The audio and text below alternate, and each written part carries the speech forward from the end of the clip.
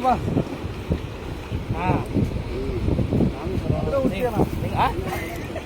பாலாஜி அண்ணன் ஆப்பிட்டு ஆசையெல்லாம் சந்தோஷப்பட்டிருக்கோம்.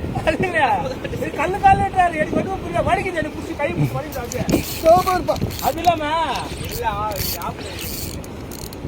சத்தம் போகுது. இது சாப்பிடுவோம். என்ன சொன்னீங்க? மீன் நல்லா கேட்டு அது விட்டுன்னு சொன்னீங்க. வேற 4 மீன் குடிச்சு பாருங்க. சூப்பர். எப்படிண்ணா பதமடா? ஏத்துடா. என்ன சொன்னீங்க? இதெல்லாம் மீன் கேட்டா விட்டுன்னு சொன்னா. அது நல்லா இல்ல.